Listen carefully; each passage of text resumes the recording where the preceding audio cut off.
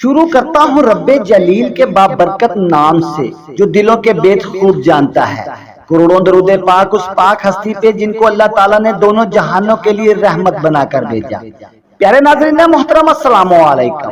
ناظرین محترم، جب فرعون پوری طرح سے اللہ پاک کا منکر ہو گیا تو اللہ تعالیٰ نے کیسے کیسے عذاب قوم فرعون پر نازل کیے اور فرعون اور اس کا لشکر کیسے غرق ہوا، یہ پورا واقعہ ہم آپ کو اس ویڈیو میں بیان کریں گے۔ تو میری دوستوں سے گزارش ہے کہ ویڈیو کو پورا دیکھیے گا اور چینل کو سبسکرائب کر دیجیے گا۔ تو چلیں ویڈیو شروع کرتے ہیں۔ جب حضرت موسیٰ علیہ السلام کو یقین ہو گیا کہ قوم فرعون ہدایت پانے والوں میں سے نہیں ہے تو انہوں نے اللہ پاک سے دعا کی۔ اللہ پاک نے قوم فرعون کو ہر طرح کے عذاب میں گھیر لیا، ملک میں ہر طرف بیماریاں پھوٹ پڑی، قحط پڑ گیا، اناج کا ایک دانہ بھی نہیں مل رہا تھا، طرح طرح کی آفات سے فرعون گھبرا گیا۔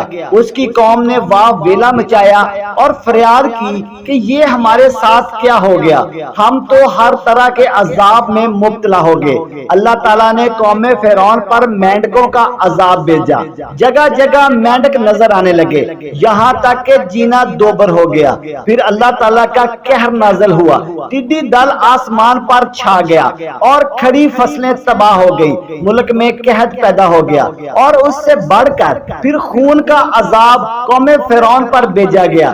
دریائے نیل کا سارا پانی خون میں تبدیل ہو گیا، کوئی شخص بھی اس پانی کو نہیں پی سکتا تھا۔ خون کا یہ عذاب قوم فرعون کے لیے ایک نیا عذاب تھا، مصر کے لوگ اس سے آشنا نہیں تھے۔ دریائے نیل کا سارا پانی خون میں بدل گیا، اور دریا کے پانی کا خون میں تبدیل ہونا صرف مصریوں کے لیے تھا جو فرعون کے ماننے والے تھے، لیکن موسیٰ اور اس کی قوم وہ پانی معمول کے مطابق صاف شفاف استعمال کر رہے تھے، وہ اپنی عادت کے مطابق وہ پانی پیتے۔ حال یہ تھا اگر کوئی فرعونی اپنے برتن میں پانی پینے کے لیے برتا اور برتن کو پھر دیکھتا تو وہ خون سے بھرا ہوا ہوتا۔ اس خدائی عذاب نے مصریوں اور فرعون کے محل میں رہنے والوں کو جھنجھوڑ کے رکھ دیا، اور اس کو موسیٰ کے علاوہ کوئی شخص ایسا نہ ملا جو اس خوفناک عذاب سے نجات دلا سکتا تھا۔ فرعون نے اپنی قوم سے کہا کہ موسیٰ سے کہو وہ یہ عذاب ٹال دے۔ فرعون کے مشورے پر لوگ حضرت موسیٰ علیہ السلام کے پاس آئے اور کہنے لگے کہ ہم سب عذاب میں مبتلا ہو گئے ہیں، ہمارے پاس اناج نہیں ہے، ہم فاقے کر رہے ہیں، بیماریوں سے تنگ آ چکے ہیں، ہمارے اندر اب اتنی سکت نہیں رہی کہ ہم برداشت کر سکیں۔ ان کی حالت دیکھ کر حضرت موسیٰ علیہ السلام کو ان پر رحم آ گیا اور آپ نے اللہ پاک سے دعا کی تو عذاب ٹل گیا۔ کچھ عرصہ تو اطمینان سے رہے، لیکن پھر دوبارہ گناہ میں مبتلا ہو گئے اور عذاب کو بھول گئے۔ فرعون مزید مغرور اور متکبر ہو گیا، اور موسیٰ علیہ السلام کے لیے یہ بات روز روشن کی طرح واضح ہو گئی کہ فرعون اور اس کی قوم جتنے بھی وعدے کر لیں اب یہ کبھی بھی ایمان نہیں لائیں گے، اور فرعون بنی اسرائیل کو تکلیف پہنچانے سے کبھی بھی باز نہیں آئے گا۔ حضرت موسیٰ علیہ السلام نے محسوس کر لیا کہ فرعون اور اس کی قوم کو سمجھانے کا اب کوئی فائدہ نہیں، اب ان کی عقلوں پر پردے پڑ چکے ہیں۔ حضرت موسیٰ علیہ السلام نے بارگاہ خدا مندی میں دعا کر دی۔ اس مرتبہ یہ دعا بڑی ناراضگی اور غضبناکی کے ساتھ مانگی گئی۔ موسیٰ علیہ السلام نے اپنے بھائی حضرت ہارون علیہ السلام کو اپنے ساتھ بارگاہ الہی میں کھڑا کیا اور دعا کی۔ ہارون علیہ السلام نے بھی یہ محسوس کر لیا کہ اب ان لوگوں کو سمجھانے کا کوئی فائدہ نہیں۔ حضرت موسیٰ علیہ السلام اور ہارون علیہ السلام نے اپنے ہاتھ آسمان کی طرف اٹھا دیے اور کہا، اے میرے رب، یہ سب ایسے لوگ ہیں کہ یہ ایمان نہیں لاتے، تو بھی ان سے بے رخ رہیے۔ اللہ تعالیٰ نے یہ دعا قبول فرمائی اور حضرت ہارون اور موسیٰ علیہ السلام سے مخاطب ہو کر فرمایا، تم دونوں کی دعا قبول کر لی گئی ہے، سو تم تبلیغ پر رہو اور ان لوگوں کی راہ نہ چلنا جن کو علم نہیں۔ حضرت موسیٰ علیہ السلام کو مصر سے نکل جانے کا حکم دے دیا گیا اور اپنے ساتھ اپنی قوم کو بھی لے جانے کی اجازت دے دی گئی۔ دوسری طرف بنی اسرائیل نے فرعون سے اپنے میلے پر جانے کی اجازت مانگی تو فرعون نے ان کو جانے کی اجازت دے دی۔ بنی اسرائیل مصر سے نکلنے کی تیاری کرنے لگے اور اپنے ساتھ اپنے زیورات بھی اٹھا لیے۔ بنی اسرائیل مصر سے نکلی، حضرت موسیٰ علیہ السلام ان کے آگے تھے۔ حضرت موسیٰ علیہ السلام ان کو بحیرہ احمر کی طرف لے گئے جہاں ان کا ارادہ بلاد شام کی طرف جانے کا تھا۔ کچھ ہی دیر بعد فرعون کو اپنے جاسوسی ذرائع سے معلوم ہو گیا کہ موسیٰ اپنی قوم کو لے کر بلاد شام کی طرف نکلے ہیں اور یہ کہ موسیٰ رات کے وقت مصر سے نکلے ہیں۔ فرعون متشل ہو گیا اور اس نے حکم جاری کیا کہ ملک کے تمام شہروں سے ایک عظیم لشکر جمع کیا جائے۔ فرعون نے کہا کہ موسیٰ نے ہمیں بہت زیادہ غصہ دلایا ہے۔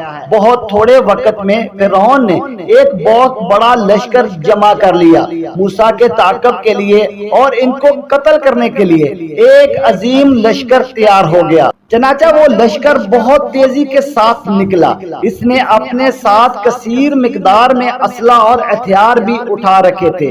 وہ منظر بہت خوفناک اور ہیبت ناک تھا اور بنی اسرائیل کا یہ حال تھا کہ انہوں نے اپنے ساتھ تھوڑا بہت سامان اٹھا لیا اور وہ ڈرتے ڈرتے مصر سے نکلے تھے۔ بنی اسرائیل کا شدید تعاقب شروع ہو گیا۔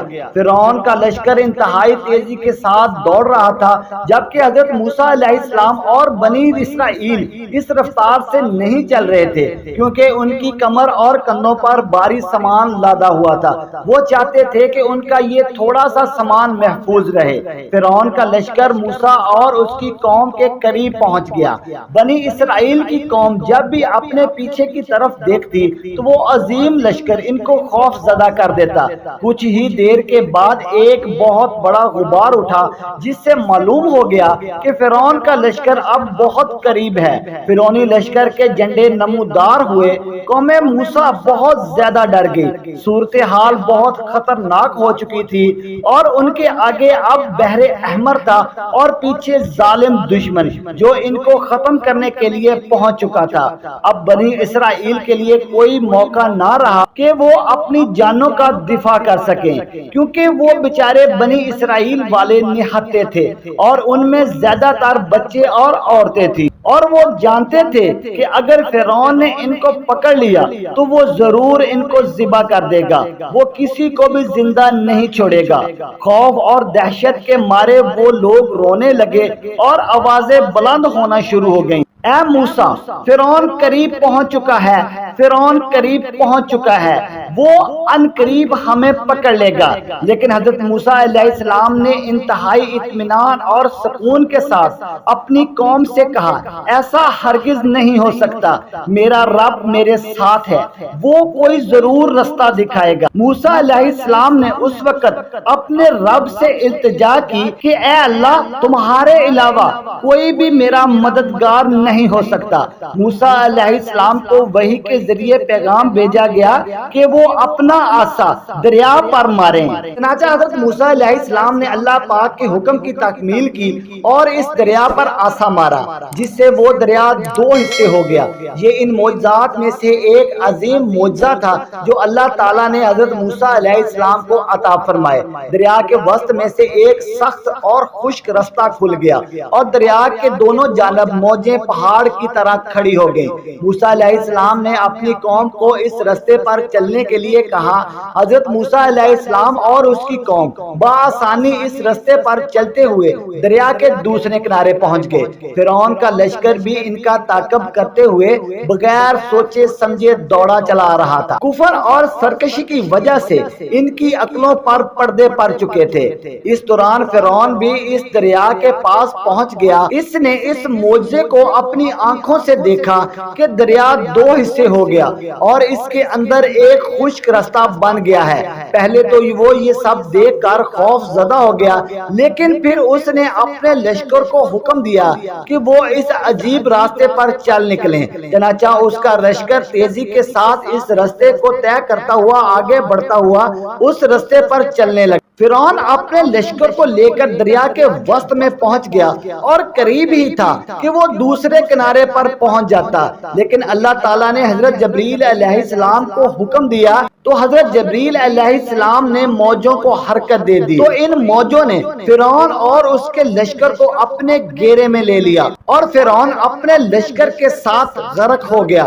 فرعون اپنے کفر اور عناد کے ساتھ غرق ہو گیا اور ایمان کو نجات حاصل ہوئی۔ فرعون جس وقت غرق ہو رہا تھا اس نے جہنم میں اپنا ٹھکانہ دیکھا اور پھر اسے معلوم ہو گیا کہ حضرت موسیٰ علیہ السلام صادق اور امین تھے۔ اس وقت اسے یقین ہو گیا کہ حضرت موسیٰ علیہ السلام کوئی جادوگر یا جھوٹے نہیں تھے، لیکن اس وقت بہت دیر ہو چکی تھی۔